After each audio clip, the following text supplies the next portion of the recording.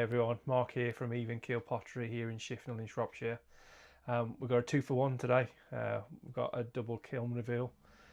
So as I mentioned in the last video, quite a bit to get through the glaze firing. So yeah, we've done a double kiln and kept it all back for one video. So here we go. A lot of the stuff is very similar, but with some nice big pieces at the end. So we start off with the stuff that's I'm going to start off with this one, bubble effect, bubble glaze effect. I think I picked the wrong colour, but yeah, I've used a green underglaze on that, and then I've gone with sea glass, I think, which is the Pottery People glaze underneath. No, very underwhelmed, very underwhelmed. But this was just a test. I just wanted to see how it works. So if I've watched a few videos on bubble effect, and they seem to come out a lot better than this. So if you have used bubble in the past, let me know how you got on. Let me know what to do differently. As I say, just used a little bit of underglaze and then put clear glaze over the top. I'm just going to drop the light on so you get a better view. There we go. That's better. You can see it clearly now. So that's what we've got. Useful plate, but no, as I say, just a test, just playing around with a bit of clay, as we all do. Trinket dishes, lots and lots of trinket dishes. So again, just playing around with different shapes, different patterns, different imprints. So we've got some with cats on, we've got some with wavy patterns on. We've got some with dogs on. So yeah, lots of different just little trinket dishes. Nice, easy to make. For those of you who are into 3D printing, you might notice some of these patterns. So a lot of this stuff was printed, 3D printed. So the rollers, texture rollers I've used for these are all freely available on Maker World. And there's some really good texture rollers out there. If you're into 3D printing, let me know and I'll send you the links. Just drop us a comment and I'll show you exactly where to find these rollers from. So yeah, just different textures, different glaze combinations. So that one's purely indigo float. What I've tried to do with all these trinket dishes is there's a pattern one and there's a imprinted one. So like that, we've got two together with the same glaze over the top. So again, indigo float.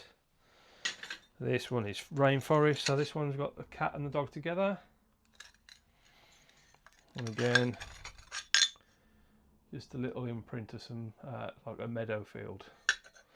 So lots of little trinket dishes, all different colours. As I mentioned in the last video, I've got my first market coming up soon. So I just wanted some little table fillers just to fill the table up, I suppose. But that's what we've got there. So quite a few of those little trinket dishes. Right, I'll just keep looking at one thing on there because it keeps pinging. Obviously just come out of the kiln and it's still pinging away like crazy. So in the last one I showed you some of the vases or vases, vases if you're posh, vases if you're me. But I've also done some other little things. So I've done a little jug. Little, yeah, medium-sized jug, and again using that combination of honey flux, and this was one of the speedball glaze, I think it was blue topaz. So again, 3 coats of honey flux all over, and blue topaz probably halfway down, and then obviously the honey flux has pulled that blue topaz down. But I think that, let me try and get my face out of there so it focuses on the glaze. Oh, there we go. That's better. As you can see, that has had a really beautiful effect. It's really pulled that glaze down. I'm thinking maybe a little bit thicker with the blue topaz next time, just to give it, or even layer it up the vessel next time, so it gives a stronger colour at the top. But that's a really nice little jug. Right, onto the slightly bigger pieces. So I am a bit of a perfectionist, and it might not seem it, but if if something isn't perfect to me, it sort of gets tucked away in a corner and forgotten about. But I'm being told by the other half that I need to stop being a perfectionist and things need to be more organic. So I've done a couple of vases. These were in the first of the 2 kiln loads. So let me know what you think about that. It's just, yeah, again, just a cylinder. I've just pulled some texture into that. So yeah, just cut some texture into it. We've done 3 layers of, again, I think this was honey flux, and just wipe back on the edge over that texture. Just an experiment, really. What do you think? It's a bit more organic, a bit more rough and ready. Yeah, wipe back the top as well. But again, a nice little vase, nice little tall vase. Was that about 30 centimetres, 34 centimetres, something like that? But just something a little bit different. Push me out my comfort zone a bit. Yeah, not everything has to be perfect. That's what the wife keeps telling me. Good job, because she married me. But yeah, not everything has to be perfect. So I just want to see what I can do if I push myself a little bit more.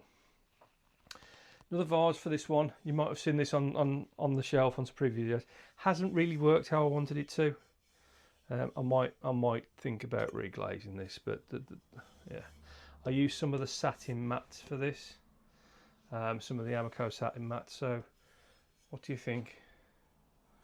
As you can see, this came out the first kiln, and I have added some nickel wire just to set that top off a little bit. So I'll tell you what I've done on this. So we've got 3 coats of the satin matte. It's not the white one, it is the marble. So Amaco satin matte marble, which is a nice colour. I do like the satin matte, but yeah, I'm not sure whether the effect I was looking for has actually worked with this. So we've got the satin matte marble. Then we've got 2 coats of the satin matte black at the top. And what I was trying for was that more of a run effect. I actually wanted it running down the vase a little bit more. I've got a little bit of light flux just to get that run started. And then right at the top I've gone with an obsidian, Amaco obsidian, to give that glossy effect right at the very top. As I say, it sort of worked. It didn't really work, and I'm not sure if I like it or not. So what do you guys think? Let's get it in a bit closer so you can see. That just looks a bit rough and ready for me.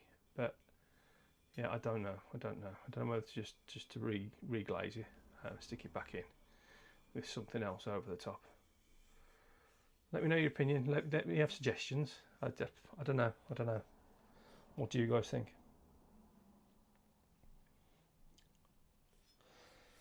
I'm like that. All right. So another thing I've seen a lot of potters do recently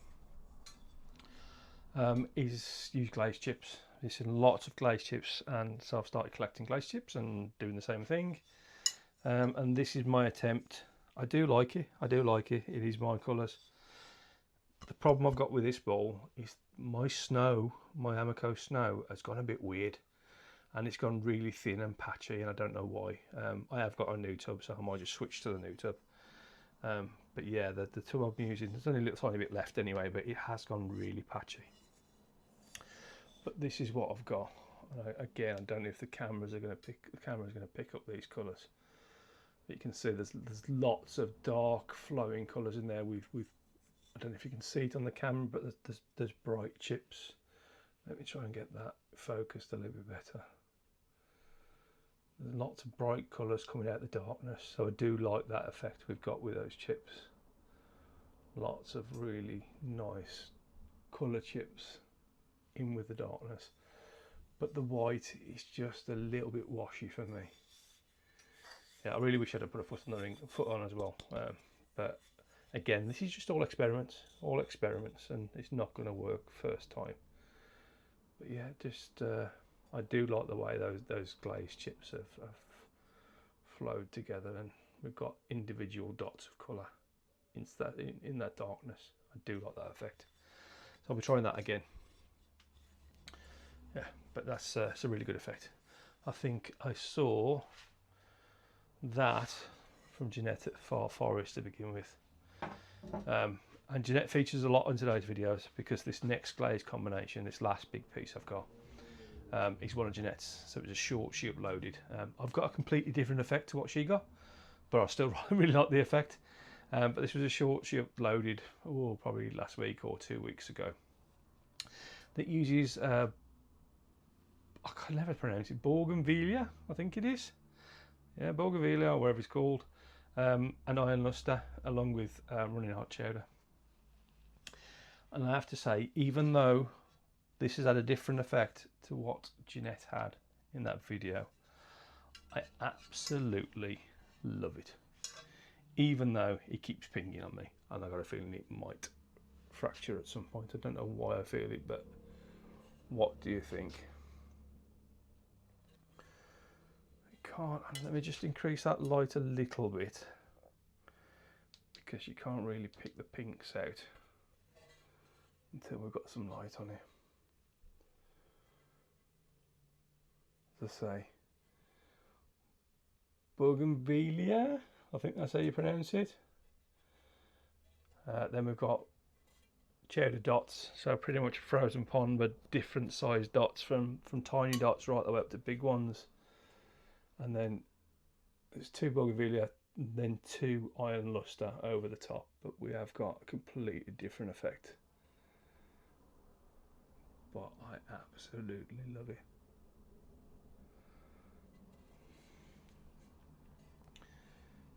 So again, it's not, the camera's not really doing it justice. I'm trying to figure out what kind of light I need to bring out those colours. None of those, so I'll turn it off completely. But yeah, let me just take a step back and hide my face, so hopefully it picks it up. But yeah, that has worked really, really well. So thank you, Jeannette. Thank you very much for the videos you're uploading and the suggestions, because yeah, as I say, I'm a fairly new potter myself, so I do take a lot of inspiration from what you guys are doing out there. So yeah, point me towards any videos. If I've not subscribed to your channels, definitely point me towards what you're doing. Yeah, I like to take advice and interpretation and change it slightly if I can. But yeah, always take great inspiration from what everyone else is doing. That's what me done. As I say, lots of flat pieces, so it does take a lot more, as you all probably know, it takes a lot more room from the kiln, so you can't get as much in, hence why there's 2 kiln loads there. As I always say, I've only got a 43 litre kiln, so it's only a little kiln anyway, but yeah. We're there. I think we've now got enough stock for my first market. Worried about it, but yeah, let's see how it goes. So for anyone that's in the Shropshire area, I'll be at the Tibb Fest festival in Tibberton on July the 4th.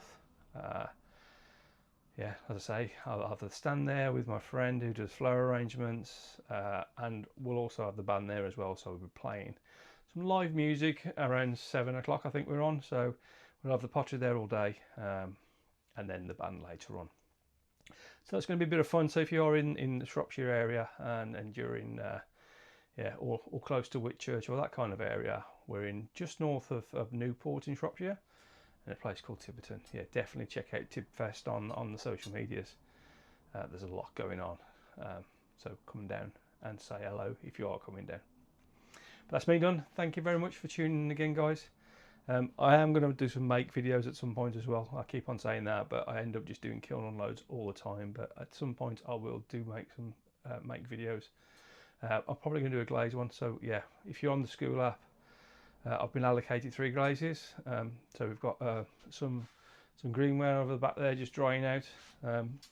So I think the 3 glazes I've been allocated to test with are Storm, Obsidian, and I think it was Sea Glass as well, the Spectrum glaze.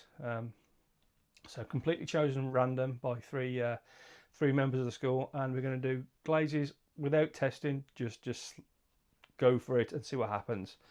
So we've got a nice hand-built mug waiting to go through its bisque firing to be able to test those glazes out. So that will be probably in the next kiln unload, ready for the Skool. If you're not on the Skool app, I'll drop the link in the comments. Yeah, come and join the online community. It's growing every single day, so you can get loads of advice and speak to people who you always seen on YouTube.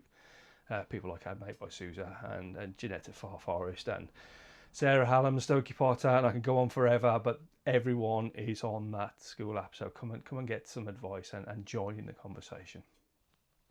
Right, that's me done. I'm going to leave you alone. These videos are getting shorter, 15 minutes I can see on this one now. So it's either me talking faster or I'm actually getting through it a bit more and not waffling so much. So thank you again for tuning in, and I will speak to you all soon, and I will drop all the photos and all the glazes on the end. Oh, before I go, one thing I did get wrong in the last video, in the glazes at the end of the video, I had the blue bowl and I actually put it with running hot chowder on there. Running hot chowder actually works, but I actually use Supernova on that bowl, not running hot chowder. So yeah, I use Supernova. It just gives it that extra little bit of a sparkle for me. But yeah, running hot chowder does work as well. So just a little correction. But thank you again. If you like these videos, like, subscribe, do all that good stuff, boost or whatever it's called. I don't know, whatever you do.